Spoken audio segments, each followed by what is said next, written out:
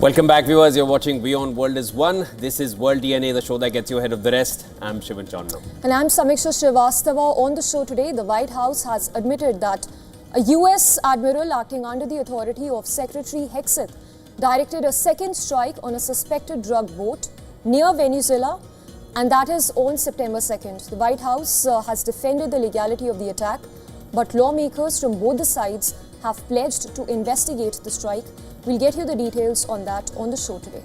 Also on World DNA, Russia claims to have captured the frontline Ukrainian towns of Pokrovsk and Vovchansk, seen as successes to enable further gains for Russia. Putin was quoted as saying this will enable Russia to proceed with its tasks. What does this mean, and where do the negotiations go from here between Russia and Ukraine with US in the midst? Let's track all of that for you. Let's start with the headlines first. Russia says its forces have captured eastern Ukrainian city of Pokrovsk, a key logistics hub, and Vovchansk in the northeast, increasing pressure on Kiev amid ongoing US-led peace negotiations.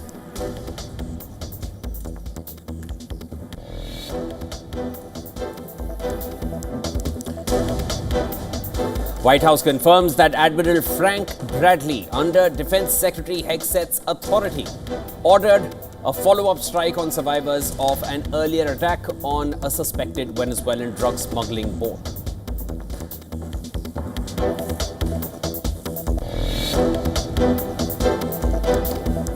President Trump warns Israel against actions that could destabilize Syria following a deadly IDF operation that killed 13 people, speaks to Israeli Prime Minister and invites him for another White House visit.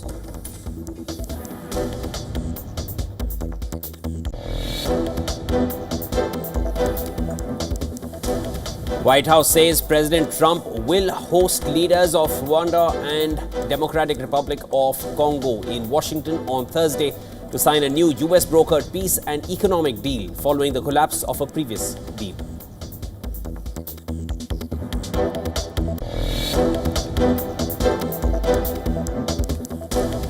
Nigeria's Defense Minister Muhammad Badaru Abubakar resigns amid a national security crisis, including mass school kidnappings following President Tinubu's declaration of a nationwide security emergency.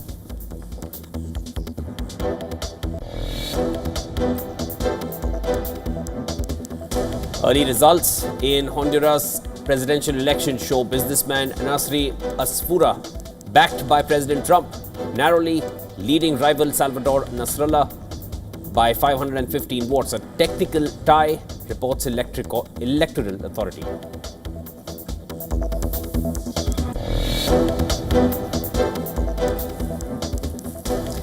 Tens of thousands of people hold anti-government protests in Bulgaria, widening an anti-corruption movement sweeping the European Union's poorest country as it prepares to adopt the euro.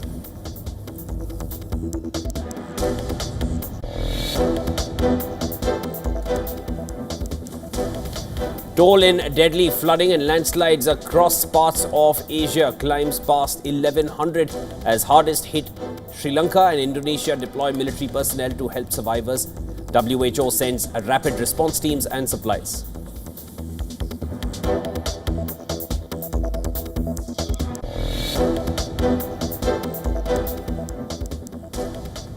A landslide at a river port in central Peru sinks two docked boats, killing at least 12 people, including 3 children, and leaving dozens missing.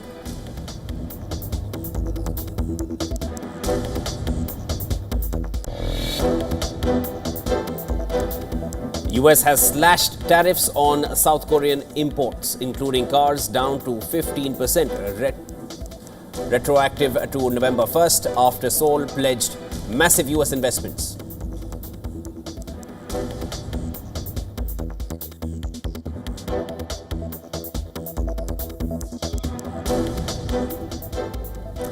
And our top focus this morning, President Donald Trump has warned Israel against destabilizing Syria and its new leadership.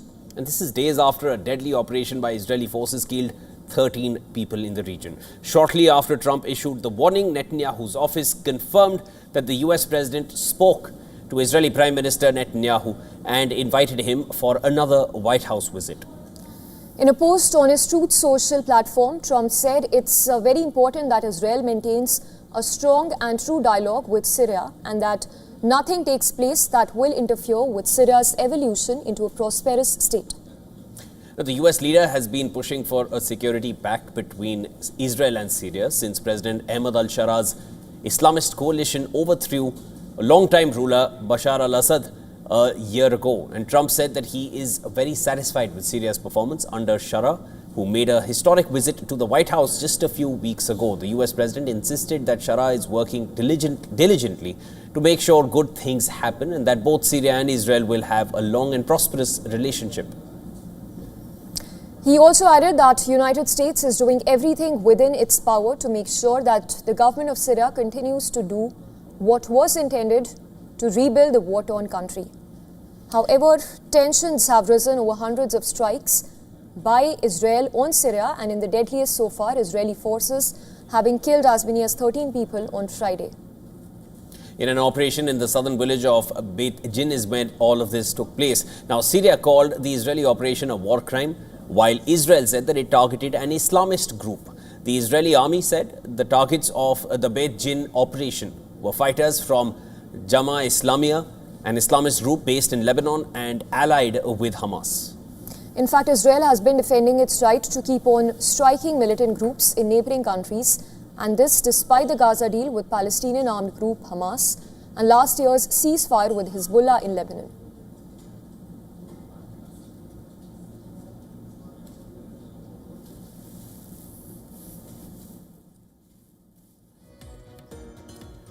And there's more on this from our correspondent Susan Tehrani, who sent us this report from New York. President Trump has called on Israel to maintain a, quote, strong and true dialogue with Syria, warning that nothing should take place that will interfere with Syria's evolution into a prosperous state. The call comes days after an Israeli incursion and airstrike outside of Damascus that killed 13 people, including children, which Syria condemned as being war crimes. Trump praised Syria's new leadership under Ahmad al-Shara, saying that Washington is committed to supporting Syria's path towards stability and reconstruction under him. At the same time, a delegation from the United Nations Security Council under the December presidency of Slovenia is scheduled to visit Syria this week. The diplomats are set to travel to Damascus and then to Lebanon in a major move signaling renewed international diplomatic engagement with Syria. Susan Tehrani reporting from New York for WION World is One. Russia has claimed that its forces have captured the city of Pokrovsk in eastern Ukraine, along with Vovchansk. That's right, Shivan. Additionally, President Vladimir Putin visited a military command post and heard reports from top commanders of the capture of Pokrovsk and Vovchansk. If we talk about Vovchansk, the city is located in the Kharkiv region and has been devastated by combat since May of 2024. Now, Pokrovsk, on the other hand, is a road and rail hub in the Donetsk region that had around 60,000 inhabitants before the war. It has been the target of an intense Russian campaign in recent months. Last month, Ukraine sent reinforcements, including special forces troops, to the city in a bid to fend off Russia's attack, but hundreds of Russian soldiers had managed to infiltrate the city. The Russian Defense Ministry even posted a video purportedly showing Russian soldiers capturing the region and raising the country's flag over Pokrovsk Central Square. The capture, if confirmed, would complicate Ukraine's supply lines elsewhere on the front and could even give Russia a launch pad to advance further north and the west. It would also put a nearby Ukrainian army garrison at risk of being encircled by the Russian forces.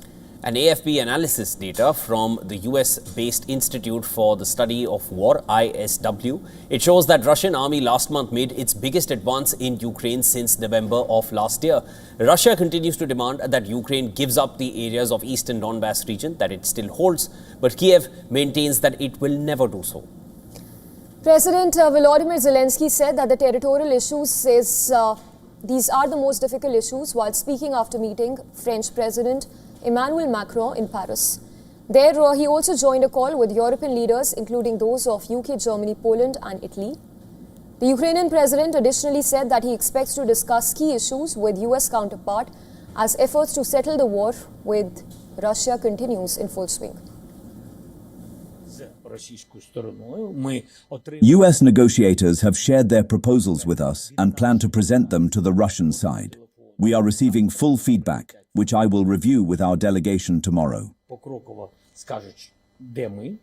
Now, after holding talks with the Ukrainians, the US envoy Steve Witkoff is due to meet with Russian President Vladimir Putin on Tuesday in Moscow. Now, the White House meanwhile said that it is very optimistic of a deal being reached to end the war.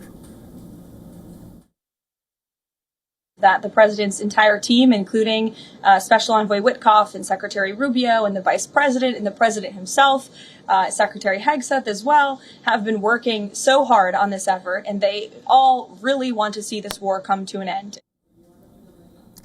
And staying with news from the US, the White House has admitted that a US admiral acting under the authority of Secretary of War Pete Hegseth directed a strike on a suspected drug boat near Venezuela.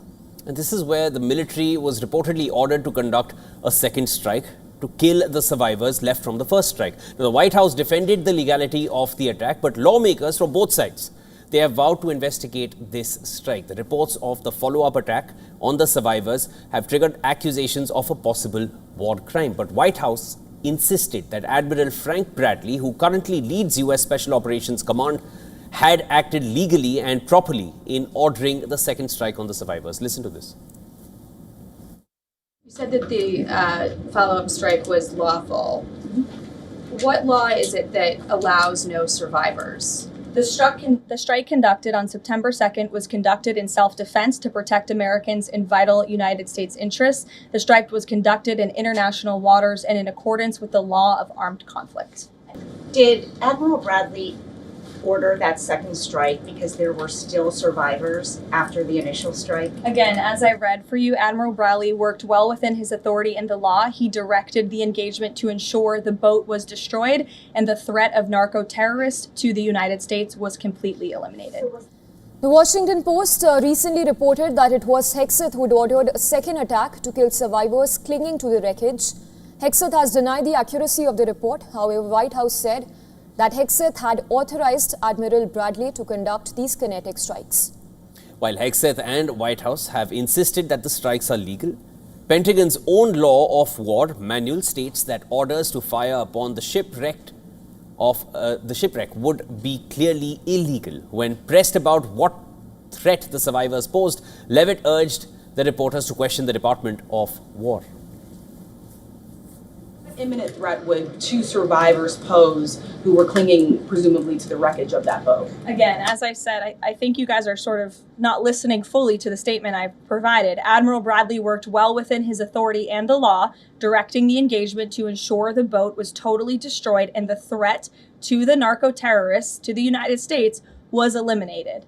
And for any further questions about his thinking, I would defer you to the Department of War. I obviously wasn't in the room for the Since September, the US military has launched strikes on boats in the Caribbean Sea and Eastern Pacific Ocean that have killed as many as 83 people without providing proof that these were drug runners. Amid mounting fears of American military action against Venezuela, US President Donald Trump summoned his top national security officials to the Oval Office on Monday. A senior US official said Trump held talks with top advisors to discuss the pressure campaign on Venezuela, among other topics. Also, a new US media report said that Trump reportedly gave Venezuelan leader Maduro an ultimatum, and that was to relinquish power immediately during their recent call. However, Maduro declined, demanding a global amnesty for himself and his allies. Maduro, who accuses Washington of seeking to topple him, told thousands of supporters at a rally in Caracas that Venezuela does not want a slave's peace. We want peace, but peace with sovereignty, equality, freedom. We do not want a slave's peace, nor the peace of colonies. Colony, never slaves, never. Maduro also danced to a remix of one of his comments during the march.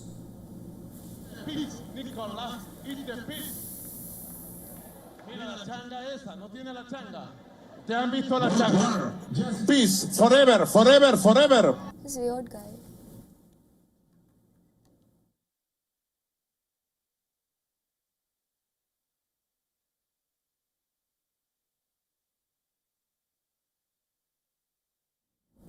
United States has moved the world's largest aircraft carrier in the Caribbean.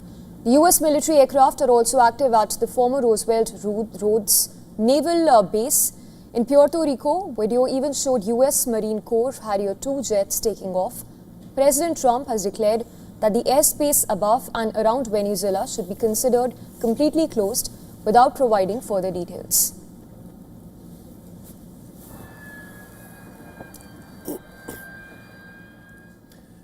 And in a setback for President Donald Trump, a US appeals court has struck down the appointment of his former personal lawyer to a top federal prosecutor post. That's right, Shivan. A three-judge panel has ruled unanimously that Elena Haba has been unlawfully serving as a US attorney for the District of New Jersey. The president had handpicked Haba for the role of US Attorney General this year. However, a district court rejected her nomination, so the Trump administration installed her in a role that allowed her to fill in on an acting basis. It was on Monday that the appellate judges found that this tactic, which bypassed confirmation by the US Senate, violated the Federal Vacancies Reform Act. Now, the appellate court's decision came after three men facing criminal charges in New Jersey argued that the prosecutor's appointment was unlawful.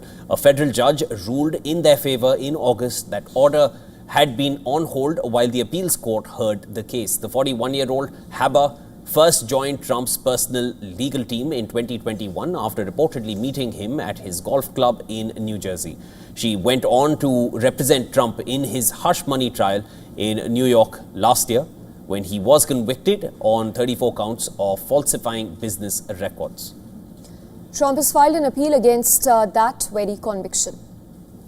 For more on this, our correspondent Susan Tehrani has sent us this report.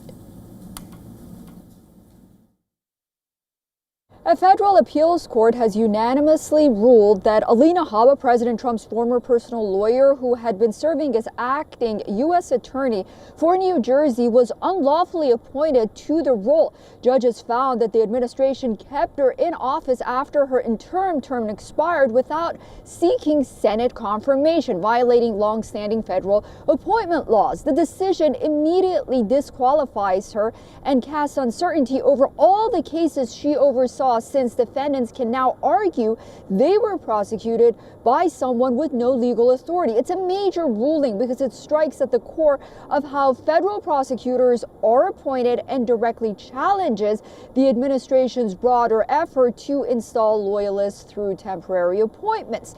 The Justice Department is expected to appeal even all the way to the Supreme Court, but for now, the New Jersey U.S. Attorney's Office faces significant disruption, and many of its recent prosecutions may need to be reassessed.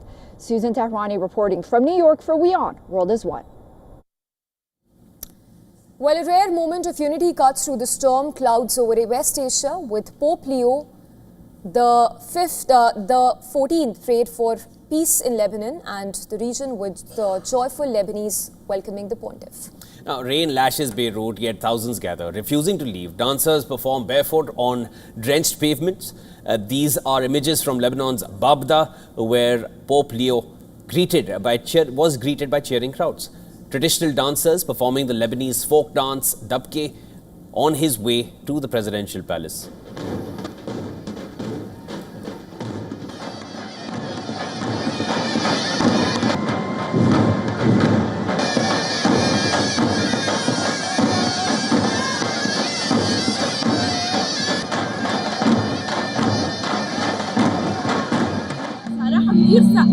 Honestly, it's very cold and it rained on us, but the journey was worth it. There is no better experience than this. I was very excited. It was amazing.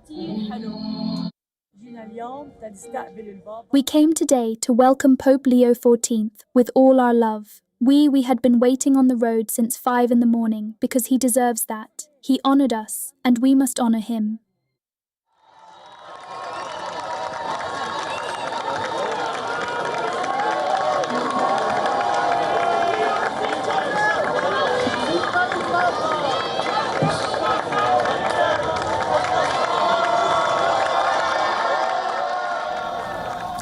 Pope Leo was greeted with a warm and enthusiastic reception in Beirut as supporters and locals packed the roads leading to Babda Palace.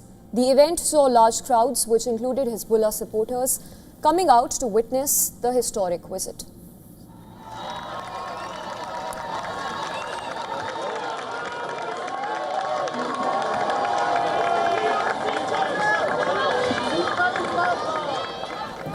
Lebanon is trapped in political deadlock and caught between regional rivalries. Israeli strikes have rattled border towns in recent weeks. Economic recovery remains fragile. Communities are tired of waiting for calm that never lasts. Into this tension steps a man in white robes, carrying a simple message of peace.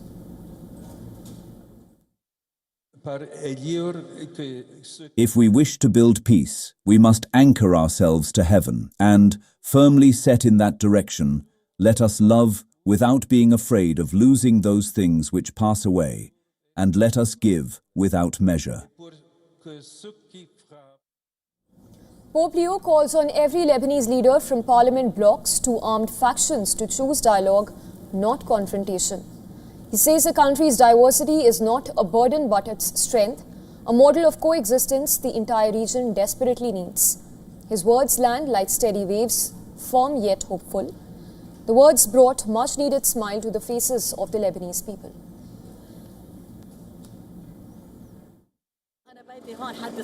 My house is here near the Vatican Embassy, near Harissa. It's my good luck, as if God wanted me to be here. We are very happy about the Pope's visit. His trip has brought a smile back to our faces. We're smiling now after going through a lot of tough times. Came out with my entire family to greet the Pope because it's a beautiful visit, a visit of peace, and hopefully God listens and peace prevails for the entire country. Lebanon played an important role in the history of early Christianity. Christians are believed to comprise about 30% of the Lebanese population, although there has not been a precise figure since the last census under French rule back in 1932. Now, Christians accounted for more than half of Lebanon's population at the time.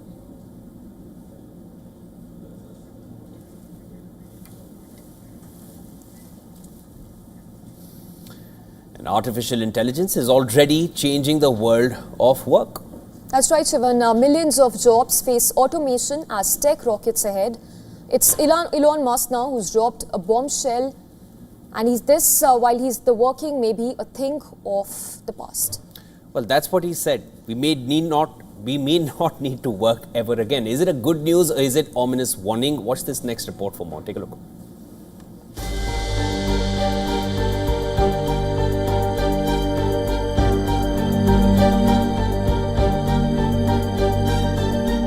Machines are learning faster than humans can adapt. Robots now pack warehouses, answer calls, design ads, even write code. Jobs are shifting at record speed. Global firms are replacing repetitive roles with AI systems that cost a fraction of a human salary. In manufacturing, automated lines are already boosting output by up to 30%. In finance and logistics, AI is cutting workload by more than half. The world's economy is bending quietly beneath a new kind of labor. And into this wave steps Musk, with one of his boldest predictions yet. The world's richest man, who dreams of putting humans on Mars and owns X and Tesla, says that within 20 years, maybe even sooner, working will be optional, like a hobby. Not because jobs vanish completely, but because AI and advanced robotics will take over almost everything that requires speed, precision, or repetition. Musk explains that AI will perform nearly all productive tasks, producing goods, services, and digital output at near zero marginal cost. Human labor, he says, will shift from economic survival to personal choice. People who work will do so because they want to for creativity, pride, or passion, not because the economy depends on them. But is this utopia close at hand? Some experts urge caution. So far, AI's impact in the wider labor market is patchy, with most industries using humans and AI together. Still, Musk's vision has sparked global debate and unease. If jobs become hobbies, what happens to wages, purpose, and society itself? For now, the verdict is out. But with each passing year, the machines get smarter. And for millions, the question is no longer when AI comes for your job, but what the world looks like when it does. And for now, we head into a very short break on World DNA. Lots coming up. After we come back, tracking the big story as Japan's plan to export missiles to the Philippines has triggered fresh tensions with China. Cyclone Ditwa has weakened into a deep depression and is currently lying parallel to Chennai with heavy rainfall forecast for the city. We'll bring you the latest on this and a lot more lined up for you after a short break. Come right back. This is World DNA.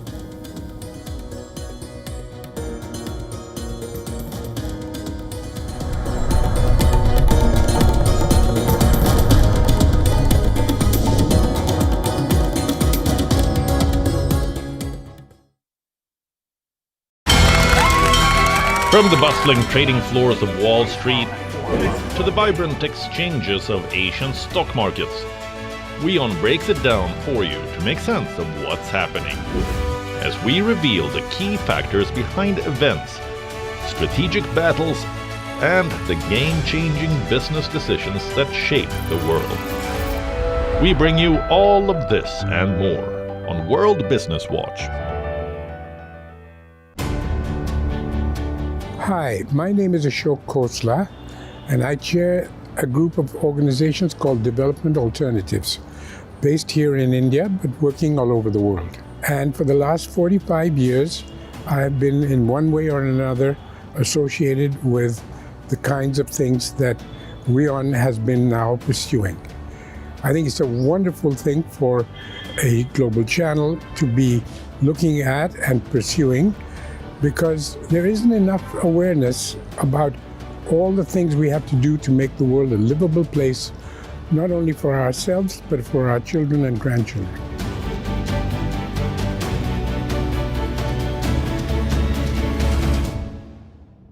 WION, India's global voice, the channel that brings you the biggest stories from across the world through India's lens. Now available in more than 190 countries worldwide. Because we believe that the world is one. Watch us in Africa, Europe, USA and Canada, South America, Asia Pacific, Middle East and North African regions. Also available on these digital platforms across the world. WION. World is one. One planet, one mission, one platform. One step towards sustainability, one destination. Join us on Mission Sustainability 2025, Season 3. No action, not an option. December 2nd, 2025, New Delhi.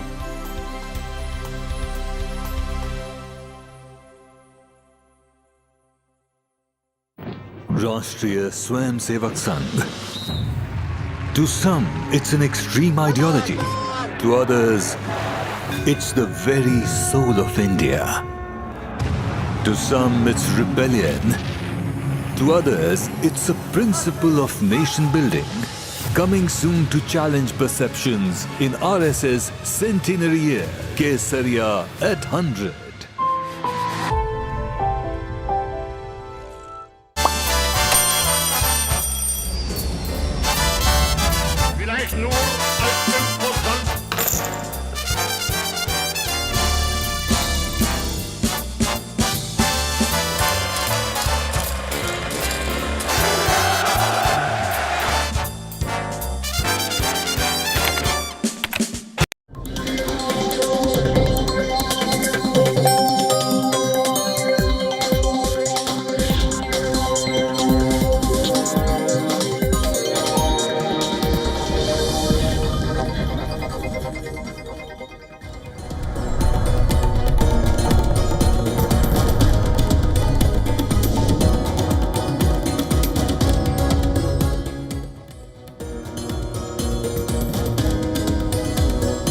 Welcome back, viewers. You're watching World DNA with Samiksha. I'm Shivan. Lots more to discuss. Let's start with the headlines.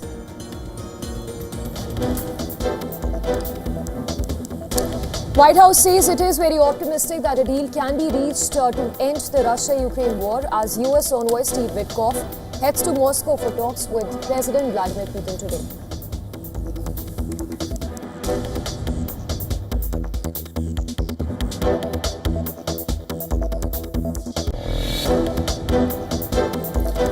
Donald Trump summons his top national security officials to the Oval Office to discuss Venezuela as his counterpart, Nicolas Maduro, rejects a slaves' peace amid mounting fears of American military action.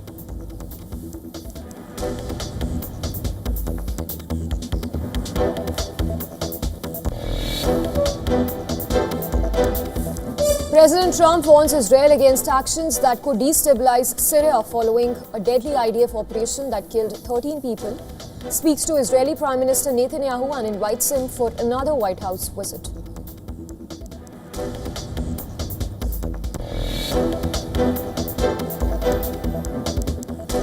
White House says President Trump will host leaders of Rwanda and Democratic Republic of Congo in Washington on Thursday to sign a new US-brokered peace and economic deal following the collapse of a previous deal.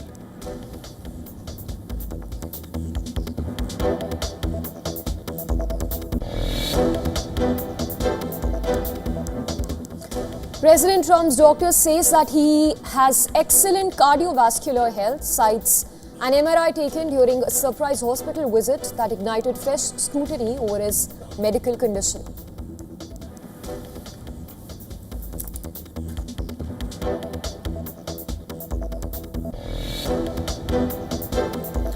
Nigeria's Defence Minister Muhammad Badaru Abubakar resigns amid a national security crisis, including mass school kidnappings, following President Tinubu's declaration of a nationwide security emergency.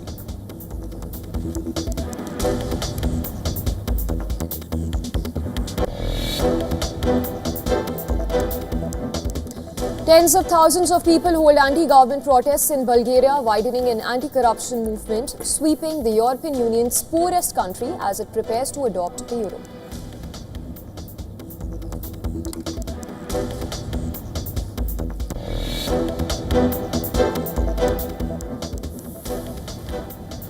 Toll in deadly floods and landslides across parts of Asia climbs past 1100 as hardest hit Sri Lanka and Indonesia deploy military personnel to help survivors. WHO sends rapid response teams and supplies.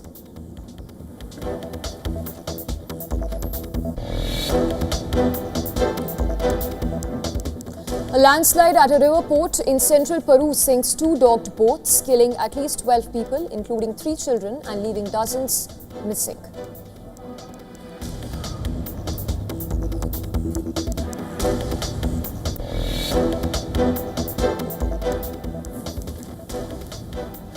Global stocks slipped on Monday after 5 straight days of gains, with Wall Street utilities, healthcare and industrials leading losses. European equities also fell while Treasury yields rose and investors await key US economic data ahead of the Fed's December meeting.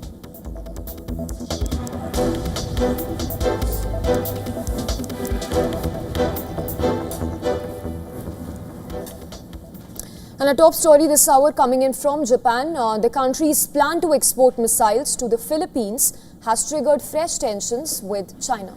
Tokyo is moving to loosen its arms export rules, a shift that could mark Japan's biggest defense rewrite in decades. Tokyo is considering exporting its Type 3 medium-range surface-to-air missiles to the Philippines, the same system that Japan is deploying on Yonaguni, just 110 kilometers from Taiwan. Japan has held informal talks with the Philippines side showing clear interest in the missile system. Full study is expected to begin once Tokyo scraps a key rule that limits defense exports to non-combat purposes. In fact, Beijing has bristled at the move, calling the Yonaguni deployment as extremely dangerous, with China even warning that Japan is stoking regional tensions. China says that any missile transfer to the Philippines will further militarize the same region. But Tokyo remains firm that the Takechi administration is pushing a major defense rewrite, including a plan to relax export rules next year. Tokyo says the shift is necessary amid an increasingly severe security environment, with China's activities in the East and the South China Seas at the center of Japan's concerns. Japan and the Philippines have also deepened defense cooperation. A new security pact allows Japanese troops to deploy in the Philippines for the first time since World War II. The two countries have already held joint military drills, which includes humanitarian operations and exercises with the US and other regional partners. Japan has been steadily opening its defense exports since 2014. Just last month, it sent Patriot interceptors to US, a move that China called an extremely dangerous signal.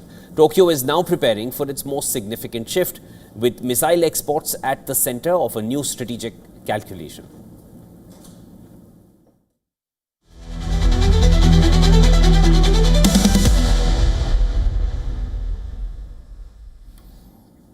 There were two major protests on Sunday in two different corners of the world.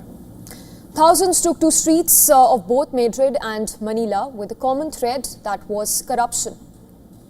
Now, this effigy is supposed to depict the president and the vice president of the Philippines. That's meant to be President Ferdinand Marcos Jr. wearing that crown. And then beneath him is a depiction of Vice President Sara Duterte with a bag of money near her face. Listen to this.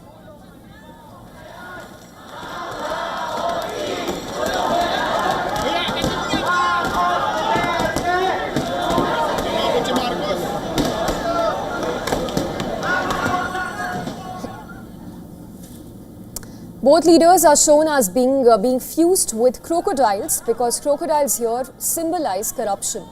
The demonstrations proceeded to tear the effigies apart with hammers and even sickles.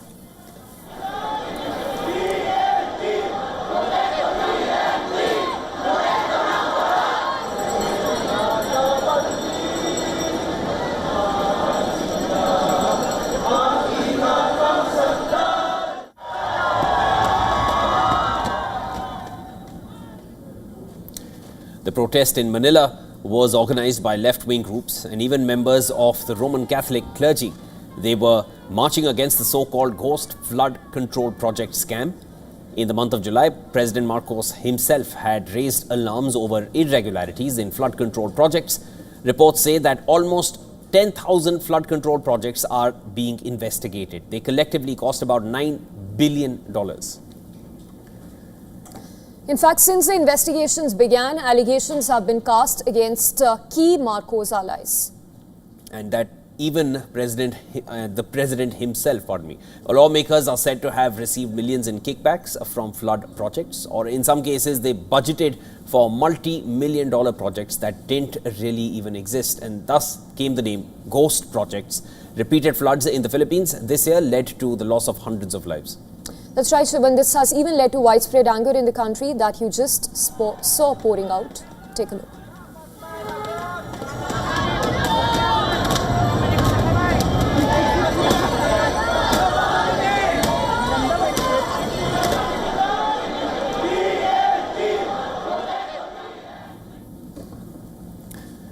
It's a similar story in Spain. Corruption scandals have rocked the government led by Prime Minister Pedro Sanchez. Between 40,000 to 80,000 people took to the streets of Madrid on Sunday to demonstrate against the Sanchez government. They waved the Spanish flag and demanded that Sanchez be ousted. And while there weren't any effigies this time comparable to those in Manila, the Spanish protesters did bring a few banners and posters along.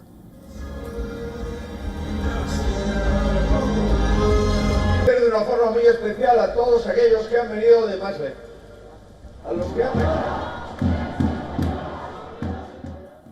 The Madrid protest was organized by Spain's main opposition party, so there were political speeches here as well.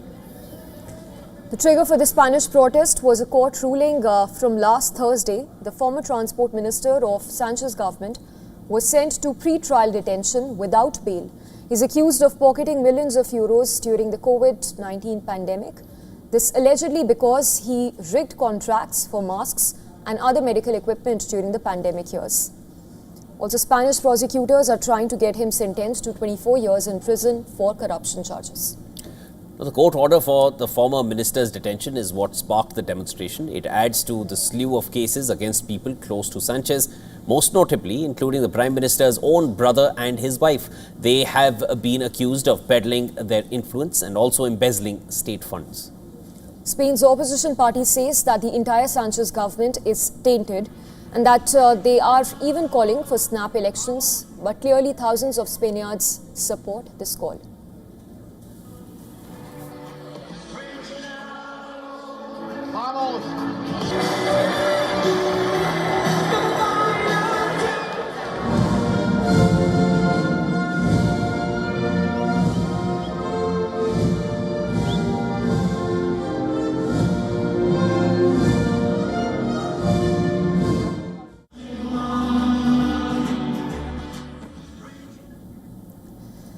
And shifting focus to India then, Cyclone Ditwa has spared Andhra Pradesh a direct hit, bringing only moderate rainfall to the state.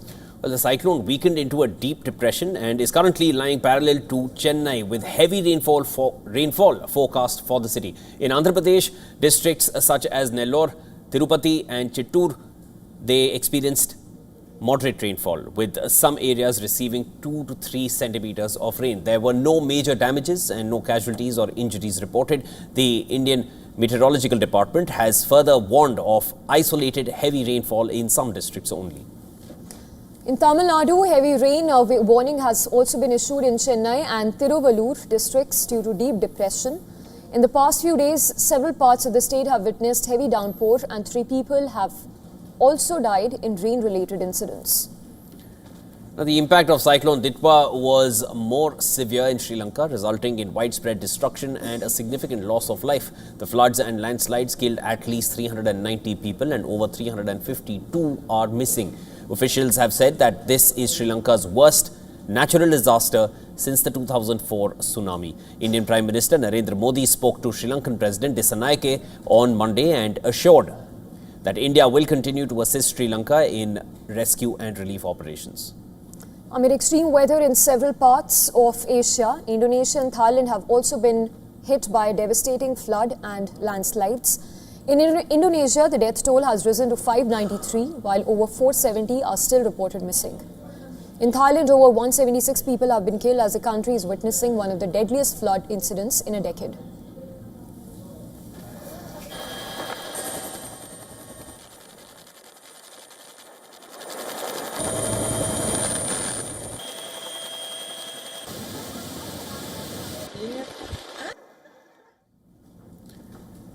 And in a significant humanitarian gesture amid tense bilateral ties, India has given permission to Pakistani relief aircraft carrying aid for cyclone-hit Sri Lanka to cross its airspace. In fact, Pakistan has even submitted a formal request and Indian authorities processed and granted clearance within about 4 hours on the same day. This decision was driven entirely by humanitarian concerns, which came despite the ongoing closure of respected airspaces since tensions escalated in April-May after the Pahalgam terror attack and India's Operation Sindoor. India is actively leading disaster relief for Sri Lanka under Operation Sagar Bandhu. The aircraft carrier INS Vikrant, frigate INS Udaygiri and offshore patrol vessel Sukanya are delivering the aid. Indian helicopters and Air Force Mi-17 choppers are working with Sri Lankan forces. They have airlifted hundreds of stranded people, including pregnant women, infants and the critically injured. Several foreign nationals, among them one Pakistani citizen as well, they were also rescued. India has delivered 53 tons of relief material so far. Meanwhile, a Pakistani Navy helicopter joins the search and rescue operation. The frigate PNSF docked in Colombo to deliver relief through the Sri Lankan Navy. Cyclone Ditwa has caused massive flooding across Sri Lanka's eastern and southern regions. International aid, with strong support from India, continues to reach affected areas in the region.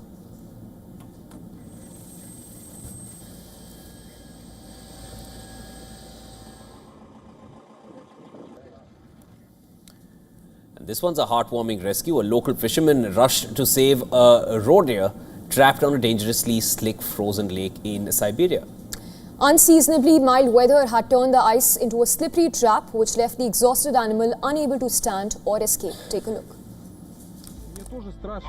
Только не кусайся, хорошо? Я как бы это... Положи. Не поняла. Иди сюда, иди. Не бойся, не бойся, не бойся. Давай. Давай. Легенькая. Это вот еще тяжеленная была. Ну тихо, не нервничай. Не бежи, стянем. Не зажимай. 3, 4, 5, 6, 7, 8, 9, 10, 11. Сопротивляются. Пытаются убежать. Сейчас, подожди, сниму. Все, иди отсюда.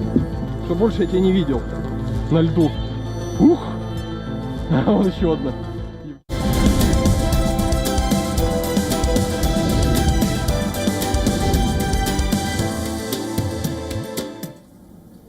Well, a new study has raised fresh questions about the future of American dream. But researchers say that millions of young renters are no longer just delaying home ownership, they are giving up on it entirely. From doom spending to high-risk bets in cryptos, the study warns these shifts could reshape wealth and inequality for an entire generation. Take a look.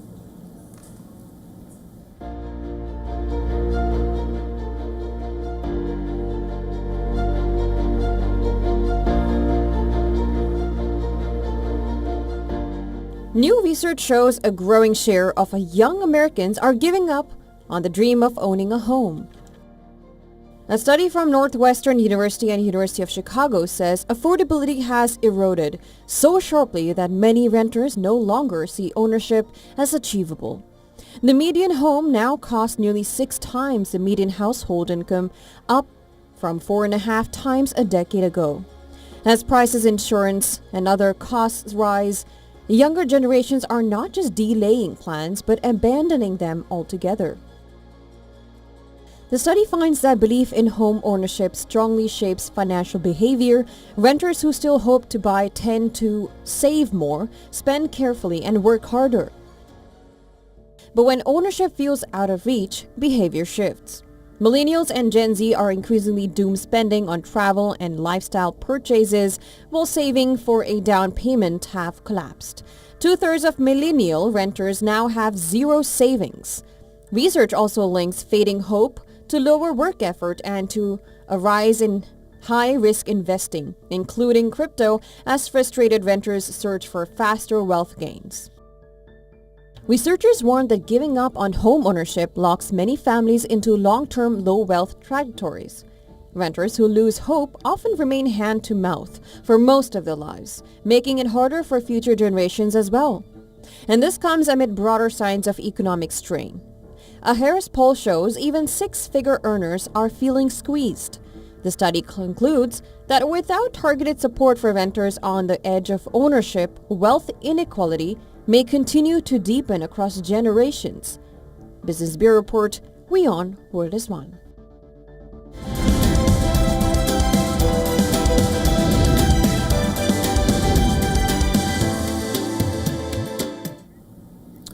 Shopify, an e-commerce platform, faced a widespread technical outage on Cyber Monday. And that was one of the busiest online shopping days of the year, leaving thousands of merchants unable to log into their accounts and access critical bagged tools. Now, the disruption affected dashboards, POS systems, and even Shopify support, raising concerns across the global retail sector. The issue first emerged around 9:08 a.m. and when merchants worldwide began reporting login failures. Shopify acknowledged the problem on its official status page. And this, it even confirmed that a known technical issue was under investigation, according to Tech Radar. While customer-facing storefronts were not affected by the outage, the admin backend went offline, which impacted merchants' ability to process orders, update inventory, or even troubleshoot issues in real time. During peak hours, reports on down detectors surged to over 4,000 complaints in the US, with similar spikes across the UK. According to Shopify, the situation is still ongoing, with engineering teams working to resolve the outage. Now, as of now, no estimated restoration time has been provided. Major global brands, including Tesla, PepsiCo, Lindt, Red Bull, and LVMH, rely on Shopify's infrastructure, and they're all taking a hit.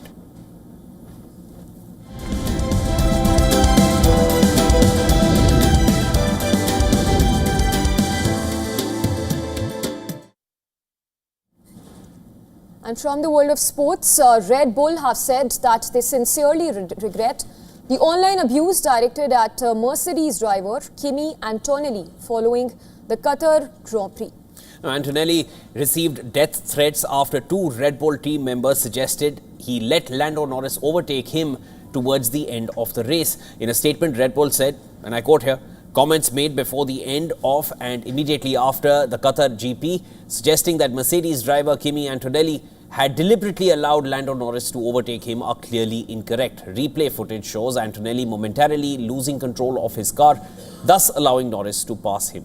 We sincerely regret that this has led to Kimi receiving online abuse," quote unquote. The claim was made by Max Verstappen's race engineer, Gianpiero Lambias. The incident in question took place in the penultimate lap, which resulted in Norris gaining an extra 2 points. Meanwhile, he now leads Verstappen by 12 points instead of 10 as the title battle heads into a three-way decider in Abu Dhabi this weekend. After the race, Red Bull advisor Helmut Marko also said that it was obvious that Antonelli had waved Norris through. Mercedes team principal Toto Wolff called the comments brainless. And also cleared the air with Lambias. However, the damage was done by then. Antonelli's social media accounts received more than 1,100 severe or suspect messages, most of them death threats. The 19-year-old has since changed his Instagram profile picture to black.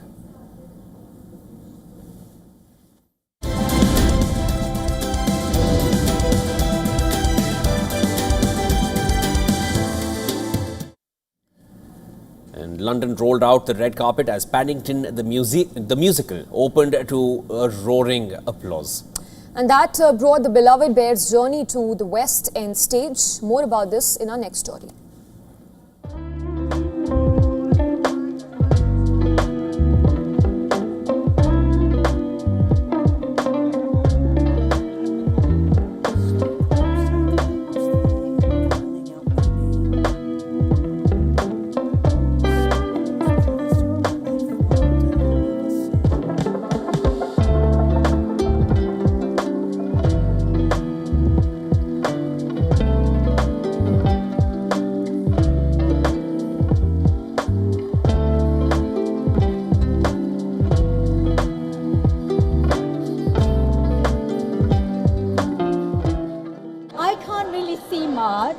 But I heard it, and inside I was just smiling so much. It was just phenomenal, and hearing the audience, and it's so special, and it's so joyful, and there's just so many things. And